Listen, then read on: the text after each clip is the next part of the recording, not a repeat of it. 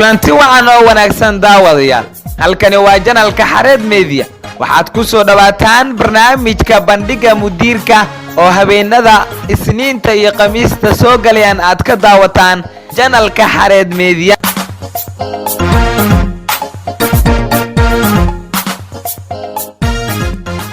daawadayaal waa habeenimo Isniin ah taariikhduna ay ku beegan tahay 26 Janaayo sanada 2020 qodobada caawa barnaamijka bandhiga mudiirka aad ku daawan doontaan waxaa qayb ka ah dilayaab leh oo ka dhacay Sacuudiga xaaskiisa ayuu habeenkii dilay subaxiina waxa uu u toosiyay si ay quraac ugu sameeyso sidoo kale waxaad daawan doontaan caawa duulihii diyaaradda ka xil lahaa oo ka soo dib dhacay hogaankii waxaa la wareegay shakhsi ka mid ah rakaabka oo dharbadashay sidoo kale waxaad daawan doontaan la yaabka dunida muuqaalka mayd dadka ka qosliyay xilli lagu gudu jiray munaasabada aaskiisa sidoo kale waxaad daawan doontaan xabsi daa'im oo lagu xukumay sababtuna waa $9 oo kaliya qof dhan $9 xabsi daa'im lagu xukumay intaasi daawadayaal waa qodobada aan ku qaadaa dhigi doona barnaamijkeena fadlan daawada haddii aad nagu cusub tahay ku soo biir asxaabta nala jaan qaado oo subscribe saar channelka gambaleelkana furo muuqaalkana like saar lana wadaag asxaabtaada si aan u ogaano qodobka ku xiisa geliyay fadlan follow inooga reeb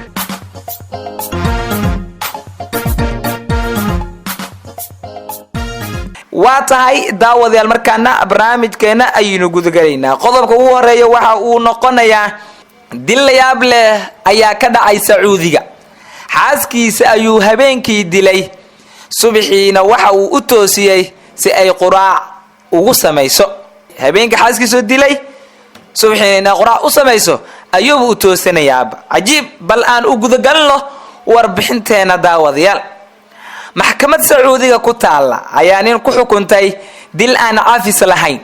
kadib markii lagu soo cadeeyay inuu xaaskiisa ceejo ku dilay si naxariis darro ah sida ay faafisay jariidada Al Diyaar ee dalka Sacuudiga ka soo baxda in maxkamadda ay dambiilaha ku riday xukun dil aan ka noqosho lahayn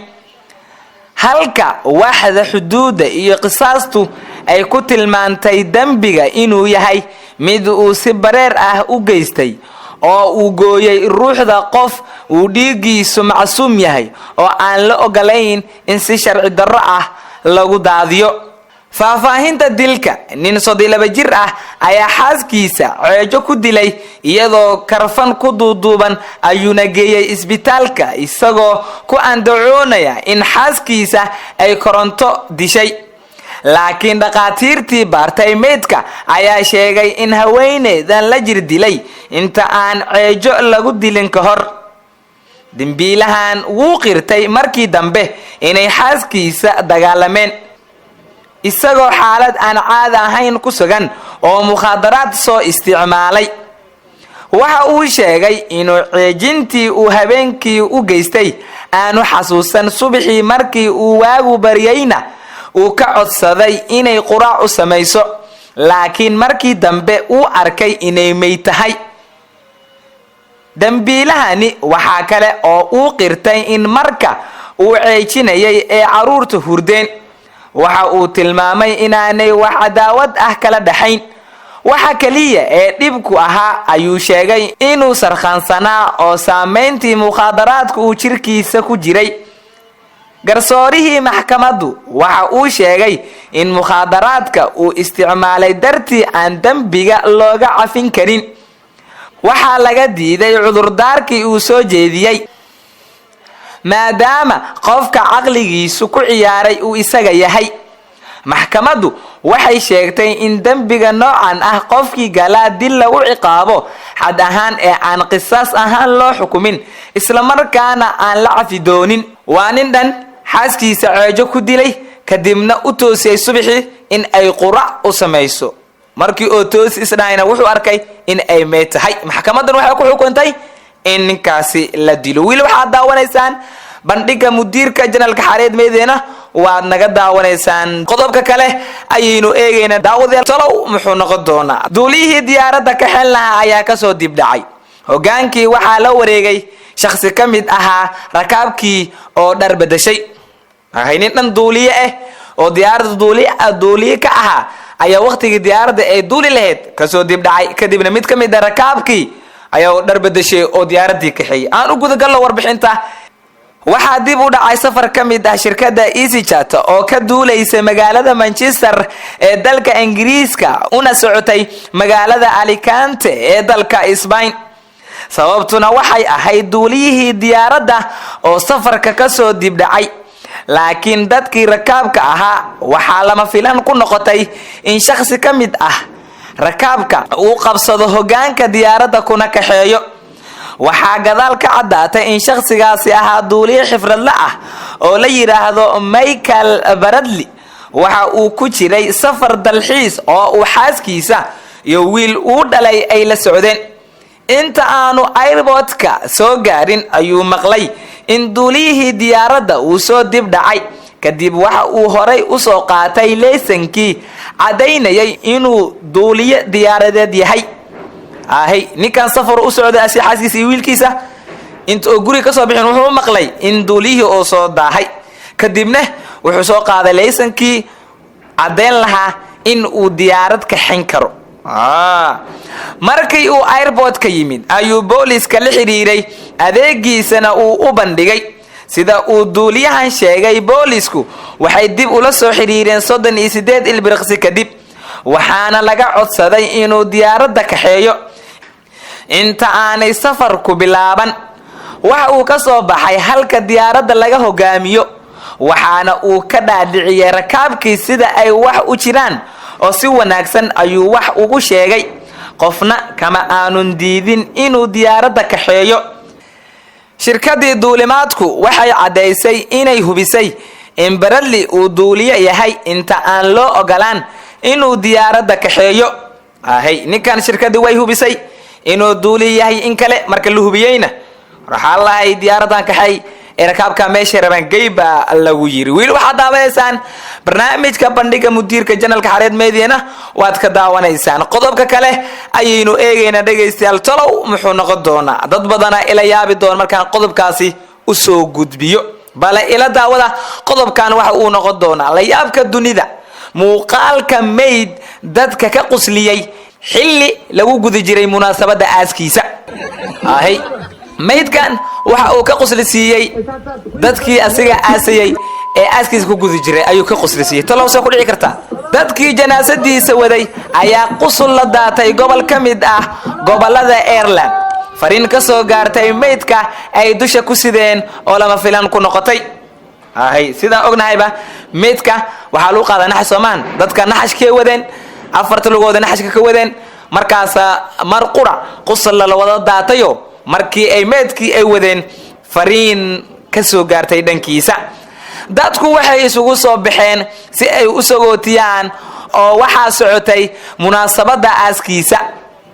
Shay Bradley oo ahaa askari ka tirsan ciidanka Ireland laakiin waxaa lama filan ku noqotay dadkii inay maqlaan codkiisii isagoo qabriga ka soo dhex hadlaya.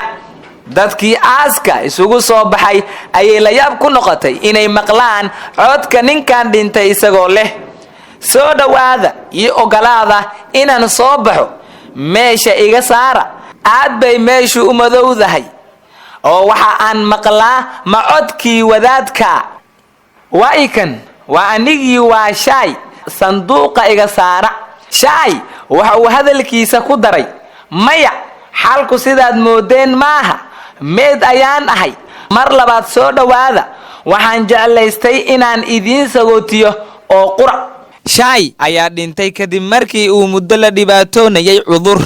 laakiin waxa uu jeclaystay inuu si gaar ah u sagootiyo qoyskiisa iyo dadkii uu jeclaa. gabar uu dhalay ayaa sheegtay in aabaheed uu fariintan duubay inta aanu dhiman ka hor. waxaana laga shiday mikrafoon intii lagu gudi jiray duugtiisa isagoo dadka xusuusinayay inuu ahaa qof kaftan badan oo dadka ka qosliya. warmeedka ma hadline cod laga duubay ayuu ahaa inta uusan dhiman ka hor gabadhiisa ayaa tiray aabahii codka mar horay ayuu duubay ay sababtuna uu waxay tahay inuu dadka xusuusiyo inuu kaftan badan yahay uuna dadka ka qoslisiyo marka caawa qodobada aad ay u xiiso badan yihiin daawadayaal qodobkeena ugu dambeeya ayaynu markaan eegi doonaaye talow asina muxuu noqon doonaa waxaad soo daabateen qodobo aad u kala xiiso badan oona u kala xamaasadaysan markaan qodobka ugu dambeeya haddii aynu eegno xabsi daa'in ah ayaa lagu xukumay sababtuna waa $9 oo kaliya qof dhan $9 kaliya xabsi daa'in ah lagu xukumay maanta anagana maxaa sameeyna marka $9 in ka badan ayaynu xadna waxna la hadlay male marka adduunka marka sharciga ka jira caawa waxa daawad doontaan sida sheekadan ku dhacday bal aan u gudagalo warbixinta maxkamad Mareykan ah ayaa muwaadin ka soo jeeda gobolka Alabama ku xukuntay xabsi daa'in ah kadib markii uu xaday boorso ay ku jirtay lacag cadadeedu gaarayso $9 Idaho Reporter ayaa sheegtay in muwaadinkan oo la yiraahdo Willie Simonis oo ku dhashay magaalada Enterprise ee gobolka Alabama uuna ka soo jeedo qoys faqiir ah markii uu iskuulka ku jiray ayuu bilaabay inuu mukhaadaraad isticmaalo oo jirkiisu uu la qabsado journalku waxa kale oo uu sheegay in 3 jeer oo hore sanadkii 1979 lagu xukumay tuhunka ah inuu wax xaday isla markaana uu iibsaday alaab dad laga xaday sanadkii 1982 Simonis oo markaa ay da'diisu ahayd 25 sano waxa uu xaday boorso $9 ay ku jirto sidaa darteed maadaama ay jiraan 3 jeer oo la xukumay sida uu dhigayo xeerka ciqaabta ee saddexda khalad ee looga dhaqmo gobolka Alabama kaas oo sheegaya in xukun adag oo waqti dheer ah lagu ridi karo dambiilayaasha gala 3 khalad wax ka badan ayaa waxa lagu xukumay xabsi daa'in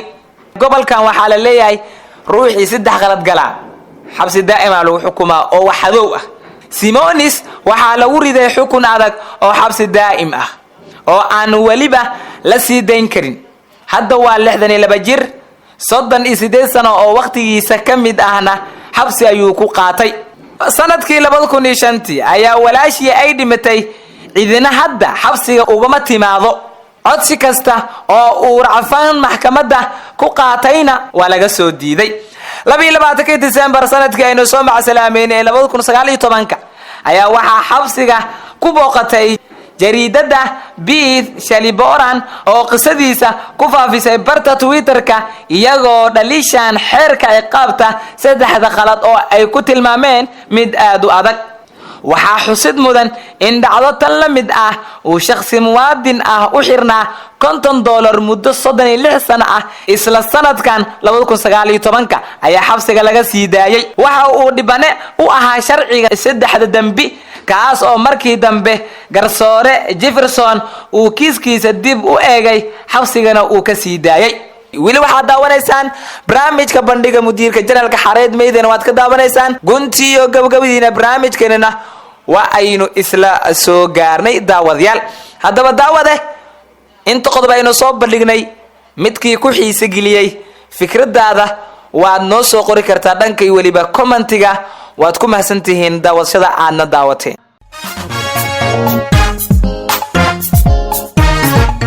guud ahaan daawadayaal waa inaga intaa barnaamijkii aad kala socoteen xareed media intaan ku kulmi doona barnaamijkan kiisa xiga waxaan idin leenahay sidaas iyo nabadgelyo wassalaamu calaykum waraxmatullaahi tacaala wabarakaatu